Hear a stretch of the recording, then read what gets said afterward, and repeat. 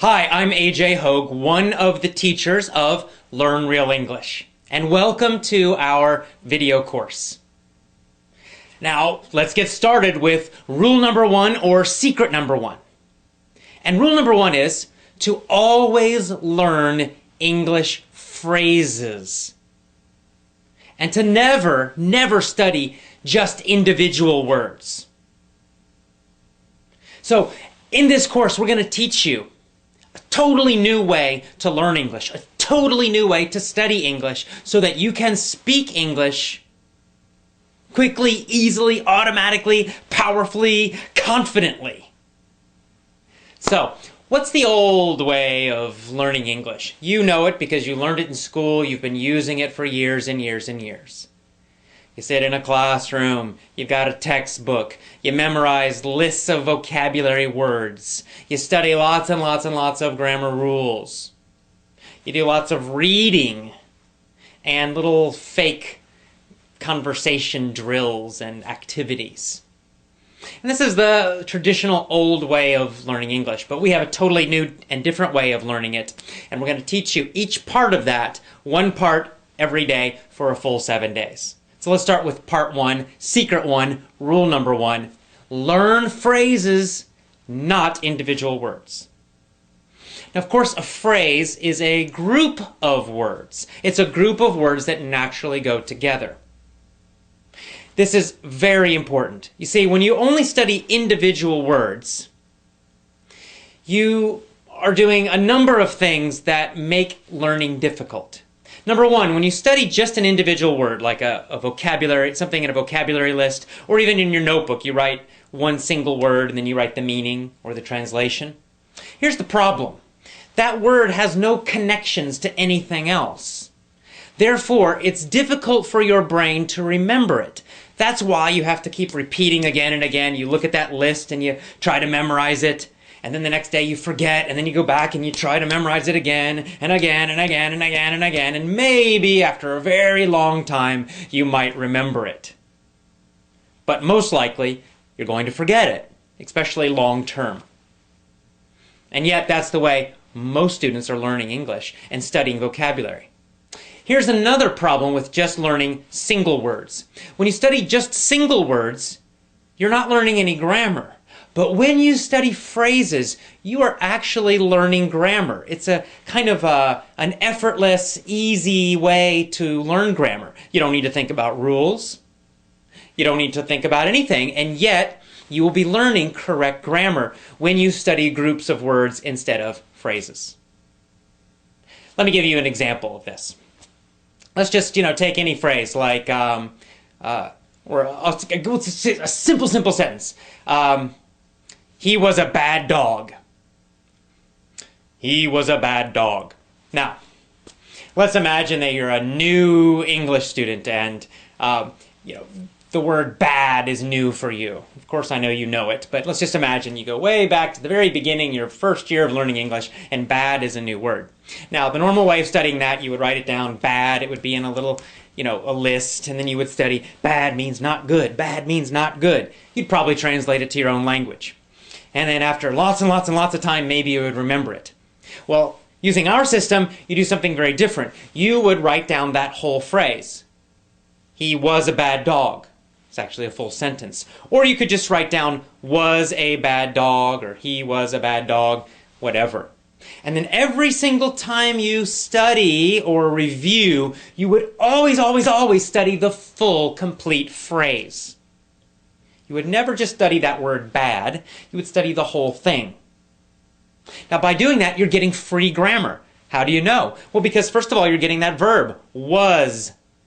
Right? Was. And that's just going to stick in your brain. He was, he was, he was. You're also learning articles. You don't need to remember what that means. You don't have to even worry about it. And yet you know that it's correct to say, in this situation, a bad dog. He was a bad dog. Some people say a. He was a bad dog. Both pronunciations are correct. So he was a bad dog. He was a bad dog. A lot of students have problems. When do I use a or a? When do I not? When do I use the? And you're trying to memorize all these super complicated rules and situations for it. Forget that. It's too complicated. You'll never remember it. Just study phrases, and you'll start to feel when to use it, when it's correct, when it sounds correct, and when it sounds strange, when it's not correct to use those things. And of course, this is true for all grammar, all phrases, all vocabulary. By studying a full phrase, or even a full sentence, always, always, always, you're going to get lots of grammar. You're going to learn which vocabulary words go together naturally, and you're going to know when to use them in which situations. Because sometimes, for example, there might be a situation where there are many words that mean the same thing, and yet we typically use one of them. Like, we might say, he was a bad dog. That's a common phrase. A bad dog, bad dog. We use that word bad to describe a dog who's naughty, who's not good. But we don't usually say horrendous.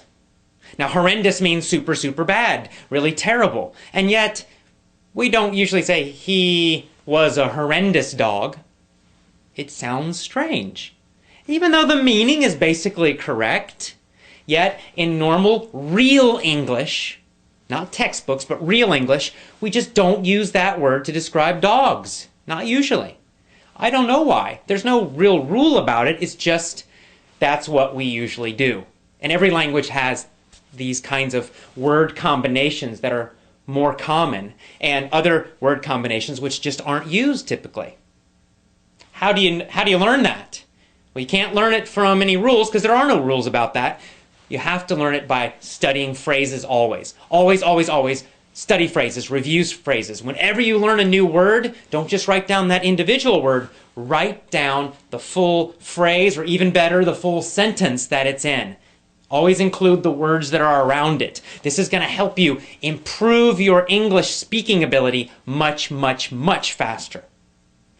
Even better, when you write down the phrase, also write down where the phrase came from to remind yourself of the whole situation. So you might, let's say you find a new word in a newspaper article. Well, first of all, let's say the word horrendous. You're reading a newspaper article, or you're listening to the radio, you hear that word horrendous. That's new, what is that? And you write it down. But you're not going to write down just that single word, you're going to write down the whole phrase that it was in. And then you're also going to make a note, you're going to put down, this came from a newspaper article about the economy. And this is going to trigger you, it's going to remind you, give you a memory cue, a memory reminder of the full situation. So now you're not only getting just this single word, you're getting the full phrase or sentence that it's in, and you're also reminding yourself where that sentence came from. What was the general topic? What was the general situation? And in this way, you're getting a lot of extra grammar, which you're learning unconsciously, easily. You don't have to think about it, but you're learning it anyway. Your brain is learning it, even though you might not know that. And you're also learning when certain phrases and certain words are used and when they're not used. You're learning which situations it's used or they are used in, and you'll of course know that in other situations you don't use it. Because as you learn more and more and more phrases, you begin to get this feeling of correctness, and you begin to know when to use certain words, how to use them, and you're also how to use the grammar correctly as well. This is so important. It's such a simple, simple little secret, a simple little trick, a simple little rule, and yet it can totally change the way you speak English and learn English. It's very, very important. So never, never, never study just an individual word, one word. Always study the phrase or the sentence, and always, always, always make a note where it came from. And you want those phrases and sentences to come from real English, which we'll talk about more later, not from textbooks. Here's another advantage of studying phrases and full sentences and always knowing the situation that they came from.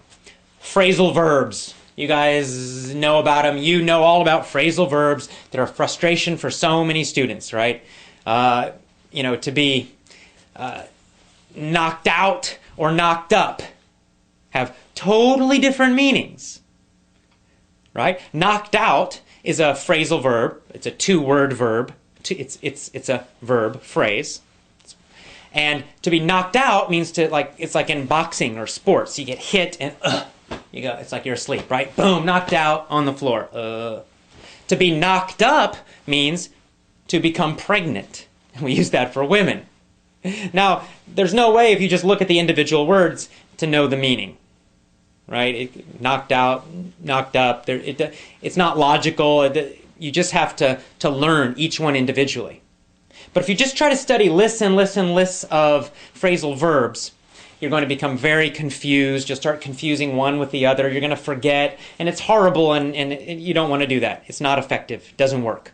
But if you learn those phrasal verbs from real situations, real sentences, real articles, real audios, real speech, and then you always study them in the whole sentence, so then you know the situation, right? If you get the whole sentence, the fighter knocked out the other fighter. And you're always studying that full phrase or sentence. The fighter knocked out the other fighter. You're going to just naturally know, you got that word fighter in there, helps you to remember the situation. And it helps you to remember the meaning of that phrase, knocked out. Or you could say, the woman got knocked up by her boyfriend, right? So now you're like, oh yeah, boyfriend. It gives you a clue, gives you an idea of the meaning of that phrase. And you'll know that you always use that phrase in situations that describe pregnancy. This is much better than studying lists and lists and lists of phrasal verbs. So, what's our first rule? What's our first secret? Always, always, always study phrases, groups of words. Always write down a note about where the phrase came from to remind you of the situation. And no more, never again, study just individual words. And that's all. That is powerful secret number one, rule number one for learning to speak fantastic, amazing English. Start using this rule immediately today. Okay? We'll see you tomorrow for rule 2. Bye-bye.